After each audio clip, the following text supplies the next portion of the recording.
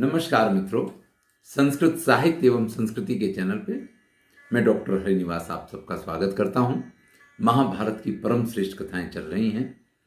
युधिष्ठिर का संदेश लेकर के महाराज द्रुपद के पुरोहित धृतराष्ट्र के पास गए थे कि युधिष्ठिर ने जो उनके साथ शर्त लगी थी या द्यूत क्रीड़ा के दांव पर जो उन्होंने कहा था कि वो 12 वर्ष का वनवास 1 वर्ष का अज्ञातवास पूर्ण करेंगे, वो उन्होंने पूर्ण कर लिया है। सक्षम हैं, समृद्ध हैं, शक्तिशाली हैं, और फिर भी चूंकि उन्होंने एक वचन दिया था, उस वचन का पालन करने के लिए उन्होंने 12 वर्ष का वनवास और 1 वर्ष का अज्ञातवास, जो कठोर में कठोर क्लेश हैं, दुख हैं, वो उन्होंने उठाए हैं। और अब जब उन्होंने उस अपने वचन का पालन कर लिया है तो वो राज्य के अधिकारी बन गए हैं, उनको उनका राज्य मिलना चाहिए। ऐसी स्थिति में जहां महाराज धृतराष्ट्र को यह निर्णय देना चाहिए था कि ठीक है, उनको उनका राज्य वापस दिया जाएगा, भीष्म ने उन पुरोहित की बात का समर्थन किया, लेकिन कर्ण ने तुरंत कह दिया कि नहीं, पांडवों ने जो है ना वो अपना अज्ञातवास पूर्ण नहीं किया है। अगर उनको अपना राज्य वापस चाहिए तो फिर से एक बार 12 वर्ष का वनवास और 1 वर्ष का सफल अज्ञातवास पूर्ण करें तो उनको मिल सकता है। धृतराष्ट्र ने देखा कि बात बिगड़ रही है, तो उन्होंने कहा कि ठीक है, हम संजय को भेजेंगे। और उन्होंने संजय को लिखा पढ़ा करके ये भेज दिया है कि जाकर के युधिष्ठिर को ये समझाओ कि राज्य की प्राप्ति में सब कुछ नहीं है। अरे आप शक्तिशाली हैं, आपने जय प्राप्त भी कर ली तो भी आपकी वो विजय पराजय जैसी होगी, क्योंकि ये जय प्राप्त करने के लिए आपको गुरु द्रोणाचार्य को मारना पड़ेगा, पितामह भीष्म को मारना पड़ेगा, कृपाचार्य को मारना पड़ेगा, अश्वत्थामा जैसे, मामा शल्य जैसे जो दुर्योधन के पक्ष के सभी योद्धा हैं, उनका आपको वध करना पड़ेगा। और जब आप इन सबको मार देंगे, आप सारे कौरवों को मार देंगे, तो आपको यहां मिलेगा क्या? आप किसके ऊपर राज्य करेंगे? ये संदेश लेकर के भेजा है। इसका अर्थ यह है कि आप अपने हिस्से का राज्य भूल जाएं और जैसे आप रह रहे थे उस प्रकार से बने रहें, फिर से वन में चले जाएं। यहां सीधा संजय ने जो आक्षेप किया है वो युधिष्ठिर के ऊपर यह किया है कि युद्ध आप करने जा रहे हैं। ऐसे में युधिष्ठिर कहते हैं, कामनुवाचम संजय में शृणोसी युद्धैषणीम येन युद्धाय विभेसी। अरे मैंने कौन सा ऐसा कार्य किया है संजय? अगर भाई मुझे युद्ध करना था ना, या मुझे ही युद्ध का आमंत्रण देना था, तो मैं दूत क्यों भेजता? और दूत भेजने की बात जाने दो, मैं 12 वर्ष का वनवास और 1 वर्ष का अज्ञातवास मैंने क्यों भोगा होता? तो मैंने कौन सा ऐसा कार्य किया है जिसकी वजह से यह कहा जा रहा है कि युद्ध मैं करवाना चाह रहा हूं, यह युद्ध मेरी वजह से होना चाह रहा है?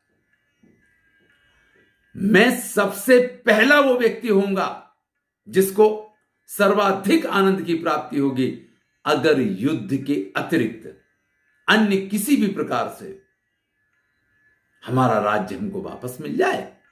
युधिष्ठिर कहते हैं, ना श्रेयान ईश्वरो विग्रहाणाम, ना श्रेयान वै गीत शब्दम शृणोति, ना श्रेयान वै सेवते माल्यगंधान, न चाप्य श्रेयान अनुलेपनानि।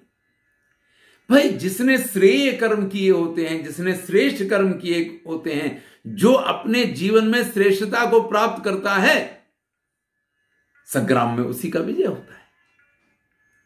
वही अच्छे अच्छे गीत, यानी अपने प्रशंसा के गीत सुनने का अधिकार भी उसी को होता है। उत्तम गंध माल्यादि धारण करने का अधिकार भी उसी को होता है। इस संसार में जितने श्रेष्ठ भोग हैं, उन भोगों को भोगने का भी अधिकार उसी का होता है। और महाराज धृतराष्ट्र ने उनके पास हमारे द्वारा अर्जित किए हुए सारे श्रेष्ठ उपभोग के साधन हैं, उन्होंने अत्यंत श्रेयस्कर कार्य किए हैं ना, इसीलिए तो ये सारी सुख समृद्धि सब चीजें उन्हीं के पास हैं। तात्पर्य सीधा सीधा है कि उन्होंने कौन सा ऐसा पराक्रम का कार्य किया है कि जिसकी वजह से इन सारे भोगों के अधिकारी वो खुद को मान रहे हैं। फिर युधिष्ठिर कहते हैं स्वयं राजा विषमस्था परेशु। महाराज धृतराष्ट्र स्वयं समानता का व्यवहार नहीं कर पाते हैं। अरे भाई, हमको हमारे पिता का राज्य उन्हीं के पास से प्राप्त हुआ था। हम अपने राज्य में सुखी थे, उनका पुत्र हस्तिनापुर के राज्य में सुखी था। लेकिन इस समानता के न्याय को जिसको उन्होंने स्वयं किया था, वो अपने पुत्रों के पास से इसका पालन नहीं करवा पाए। और जो स्वयं किसी नियम का पालन करने में अक्षम होता है, तथा परेशान अपनी सोभ्युपैति, वो ये समझता है कि मैं गलत कर रहा हूं तो सभी लोग गलत कर रहे हैं और सबको सुधर जाना चाहिए। वो स्वयं के अपने अंदर परिवर्तन लाने की कोशिश नहीं करता है।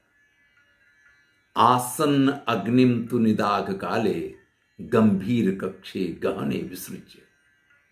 अरे गर्मी का समय, भयंकर चारों तरफ तपिश फैली हुई है और ऐसे में कोई आग की चिंगारी जंगल में फेंकने के बाद उस जंगल में सुख की निद्रा में कैसे सो सकता है? जब बिल्कुल मृत्यु सिर पे आ जाती है ना, फिर वो ये कोशिश करता है कि मैं किसी प्रकार से इससे बच जाऊं। भैया, जीवन में अपने द्वारा किए गए गलत कार्य, अपने द्वारा लगाई गई आग, उसको कोई और नहीं बुझा सकता है। प्रगुरुह दुर्बुद्धि मनार्जवे रतम पुत्र मंदम मूढ़ ममित्र नमचा। अगर महाराज धृतराष्ट्र कल्याण चाहते हैं तो उनको अपने उस मूर्ख पुत्र को बंदी बनाना चाहिए। उनकी बातों में आकर के इस प्रकार से हमारे साथ अलग व्यवहार और अपने पुत्र के साथ अलग व्यवहार, ये किसी भी प्रकार से योग्य नहीं है। सुतस्य राजा धृतराष्ट्र प्रियसी प्रपश्यमाना प्रजहात धर्म कामो। महाराज वैसे तो बड़े राजा हैं, न्यायी हैं, समानता का व्यवहार करते हैं, इन सब बातों की चर्चा करते हैं, लेकिन सुतस्य अपने पुत्र के लिए, प्रियसी उसका प्रिय करने के लिए धर्म और काम और अर्थ, यानी जो श्रेष्ठ मार्ग है, उसको वो भूल जाया करते हैं, वो उसका परित्याग कर दिया करते हैं। सोहम न पश्यामि परीक्षमाणा कथम स्वस्थ स्यात् कुरु संजया। इसलिए जब तक धन का लोभ करने वाला वो दुर्योधन और उसके साथी इसी प्रकार का व्यवहार करते रहेंगे, हे संजय, आपने कभी विचार किया है धृतराष्ट्र के पास जो हमारा राज्य पहुंच गया है, धृतराष्ट्र के पुत्र समझते हैं कि उस राज्य पे उनका जन्म सिद्ध अधिकार है। हमारे जीते जी इस पूरे राज्य को वो अपना समझ के और अपना मान के इस प्रकार का व्यवहार करें, तो आप क्या समझते हैं? युद्ध का कारण हम हैं, युद्ध का आमंत्रण हम दे रहे हैं। यत यत करणो मन्यते पारणीयम युद्धे गृहीता युद्ध अर्जुनम वै आसंस्य युद्धानि पुरा महांति कथम करणो ना भवत द्वीप एषाम। अरे भाई, जिस कर्ण के दम पे, क्योंकि यहां संजय ने भीष्म और कर्ण सबकी दुहाइयां भी दी थी कि ये सारे योद्धा कौरव पक्ष में भी हैं, तो आपका बुरा तो आपका भी हो सकता है। कहा था ना कि भविष्य किसी के हाथ में नहीं है, भविष्य को कोई जानता नहीं है। तो यहां युधिष्ठिर कह रहे हैं कि जिस कर्ण को वो अपनी नाव समझते हैं ना, अरे भाई, पहले भी तो अर्जुन के सामने युद्ध हो चुके हैं, तब इस कर्ण ने नाव बन के इन लोगों को क्यों नहीं बचाया? कर्ण भी इस बात को अच्छी तरीके से जानते हैं, सुयोधन भी इस बात को अच्छी तरीके से जानता है, द्रोणाचार्य भी जानते हैं और पितामह भीष्म भी जानते हैं कि आज के समय में अर्जुन जैसा धनुर्धर दूसरा कोई इस पृथ्वी पर नहीं है। इसलिए धमकियां देना तो बिल्कुल व्यर्थ है आपका। संजय से युधिष्ठिर कह रहे हैं, आप तो अर्जुन के सखा के समान रहे हैं, आप अनेक बार हम लोगों से मिले हैं, हम आपका उतना ही आदर सत्कार करते हैं। आप ये बताओ कि कौन से ऐसे दुख हैं जो हमने अपने जीवन में नहीं उठाए। लेकिन कभी भी हमने अपने पिता तुल्य धृतराष्ट्र के सामने आवाज नहीं उठाई। लेकिन उन्होंने हमारे साथ हमेशा ही इस प्रकार का व्यवहार किया। आज भी वो शांति चाहते हैं तो हमारे पक्ष से चाहते हैं, जबकि हम तो इसमें निमित्त ही नहीं है शांति के लिए। अद्यापि तत्र तथैव वर्तताम शांतिम गमिष्यामि यथा त्वमाथ इंद्रप्रस्थे भवतु ममैव राज्यम सुयोधनो गच्छतु भारताग्रह। अब मैं आपको बता रहा हूं, शांति का एकमात्र उपाय है कि हमारा जो इंद्रप्रस्थ का राज्य था वो हमको वापस मिल जाए, और सुयोधन जिस प्रकार से हस्तिनापुर का राज्य किया करता था वो राज्य उसको वापस मिल जाए। तो आज तक हमें जितने दुख दिए गए हैं, हमें जितनी परेशानियां भोगनी पड़ी हैं, उन सब चीजों को हम भूलने के लिए तैयार हैं। ये न्याय तो पहले स्वयं धृतराष्ट्र ने किया था। ये राज्य का विभाजन स्वयं महाराज ने करके दिया है। तो जो हमें महाराज ने दिया है वो हमें पुनः वापस मिल जाए, हम इसका समाधान करने के लिए तैयार हैं। युधिष्ठिर ने तो अपनी बात कह दी, लेकिन संजय को तो बहुत ही अच्छी तरीके से श्रेष्ठ ज्ञान देकर के भेजा गया है। संजय फिर से युधिष्ठिर से कहते हैं कि महाराज, युद्ध करके राज्य प्राप्त करने से अच्छा है भैक्षचर्या अंधक वृष्णि राज्य। आप द्वारका जैसे राज्यों में जाकर के और भिक्षावृत्ति करके अगर शांति से रह जाए ना और इस युद्ध को टाल पाए ना, तो भी आपको यह कदम उठाना चाहिए। ध्यान दीजिएगा, संजय महाराज धृतराष्ट्र का संदेश देते हुए महाराज युधिष्ठिर से भरी सभा में यह कह रहे हैं कि आप इस युद्ध में प्रवृत्त हों, इससे श्रेयस्कर आपके लिए यह है कि आप भिक्षावृत्ति करके अंधक और वृषवंशियों के राज्य में अपना जीवन यापन करते हैं। अल्पकालम जीवितम यन मनुष्य, अरे मनुष्य का जीवन है कितना बड़ा, इसमें तरह तरह के दुख सुख ये सारी चीजें चलती रहती हैं। लेकिन अगर कुछ करणीय है व्यक्ति के लिए तो यशसो नानुरूपम, यश से बढ़ के उसके लिए कुछ भी करणीय नहीं है। आप यशस्वी होंगे अगर आप इस युद्ध को बंद करवा देंगे। आप इस युद्ध को बंद करवा दीजिए, ये संसार आपके यश की गाथा गाएगा और आप यशस्वी हो जाएंगे इस संसार में कि महाराज युधिष्ठिर ने महाभारत का युद्ध रुकवा दिया। अब इस यश की प्राप्ति के लिए अगर आपको भिक्षावृत्ति करके अपना बाकी का जीवन व्यतीत करना पड़े तो भी इसमें कुछ गलत नहीं है। जब व्यक्ति उपदेश देना शुरू करता है ना, तो फिर उसकी तो कोई सीमाएं होती नहीं है। यहां धर्म की भी बात करते हैं, यहां अर्थ की भी बात करते हैं, यहां ज्ञान की भी बात करते हैं, यहां लोभ लालच व्यक्ति को नहीं करना चाहिए, संजय उसकी भी बात करते हैं। सारे नियम ये लागू किसको पड़ते हैं? युधिष्ठिर और पांडवों को।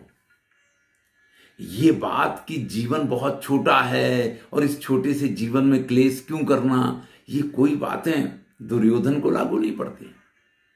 सारी चीजें धृतराष्ट्र के कथनानुसार और संजय जो कह रहे हैं वो युधिष्ठिर को लागू पड़ती हैं। अंत में कहते हैं ये क्षेत्रे क्रियते पार्थ कार्य। भाई यही जन्म है जब व्यक्ति को अपने लिए अच्छे कर्म कर लेने चाहिए। न वै किंचित क्रियते प्रेत्य कार्यम, मरने के बाद व्यक्ति कोई शुभ कार्य नहीं कर सकता है। आपने अपने परलोक को सुधारने के लिए बड़े ही पुण्यशाली कार्य किए हैं। अब उन पुण्यशाली कार्यों में थोड़े और पुण्यशाली कार्य कर लो। भाई, ये सुख, ये दुख, ये सारी चीजें तो मन की भावनाएं हैं। योगाभ्यास के द्वारा इन सब चीजों को भूला जा सकता है। लेकिन एक बार अगर नाम पे कलंक लग गया कि महाराज युधिष्ठिर ने महाभारत का युद्ध करवाया था, तो हमेशा आपके लिए ये बात बनी रहेगी। मरने के बाद वो अपनी भूख प्यास को भी स्वयं नहीं मिटा सकता है। अगर इस संसार में शुभ कर्म किए हैं तो ही उसको भूख और प्यास के लिए मरने के उपरांत भोजन इत्यादि मिलता है। तो जितने श्रेष्ठ कार्य करने हैं व्यक्ति को इसी जीवन में करने होते हैं। इसलिए महाराज, आप मेरी बात माने, आप इस युद्ध में बिल्कुल प्रवृत्त ना हो, ये युद्ध होने ही ना दें, फिर चाहे आपको भिक्षावृत्ति करके क्यों ना रहना पड़े। आज 12 वर्ष का वनवास और 1 वर्ष का अज्ञातवास आपको भोगने की क्या जरूरत थी?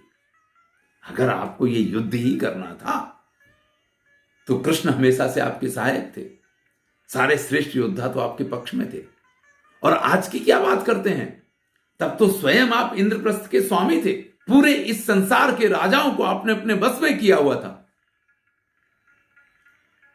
तो आपको अगर युद्ध ही करना था तो उसी समय पे आपने क्यों नहीं किया?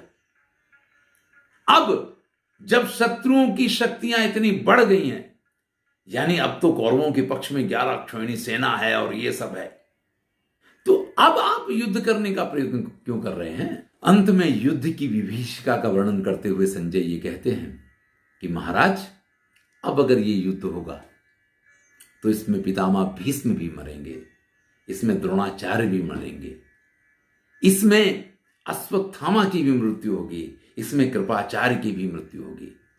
और जब इन सब की मृत्यु हो जाएगी, लब्ध्वापिमाम पृथ्वीम सागरांताम, समुद्र पर्यंत ये पूरी पृथ्वी आपको मान लो मिल भी गई, जरा मृत्यु नैविहितुम प्रजह्या, ना तो वृद्धावस्था आपको छोड़ेगी, ना मृत्यु आपको छोड़ेगी। यानी इन सबको मारने के बाद आप जिस राज्य को प्राप्त करेंगे वो राज्य आपके साथ नहीं जाएगा। आप वृद्ध भी होंगे और आपकी मृत्यु भी होगी। प्रिया प्रिये सुख दुखे च राजर नेवम विद्वान नैव युद्धम कुरुत्वम। तो आप इस प्रकार से सभी बातों का विचार कीजिए कि इसमें कितना कल्याण है और कितना अकल्याण है। यहां आप हारे तो हार है ही, लेकिन अगर आप जीत भी जाते हैं तो उसमें भी आपकी पराजय ही है। इसलिए महाराज, आपको किसी भी तरीके से इस युद्ध में प्रवृत्त नहीं होना चाहिए। मेरा आपसे यही अनुरोध है। इसके अलावा आपके पास दूसरा कोई मार्ग नहीं है। इस तरीके से संजय युधिष्ठिर को फिर से धृतराष्ट्र के द्वारा समझा करके भेजे गए। अपने उन सभी अस्त्र शस्त्रों का प्रयोग कर रहे हैं कि किसी भी तरीके से युधिष्ठिर इस युद्ध में से निवृत्त हो जाए। चलिए आगे की कथा अगले वीडियो में सुनेंगे। मैं हूं डॉक्टर हरि।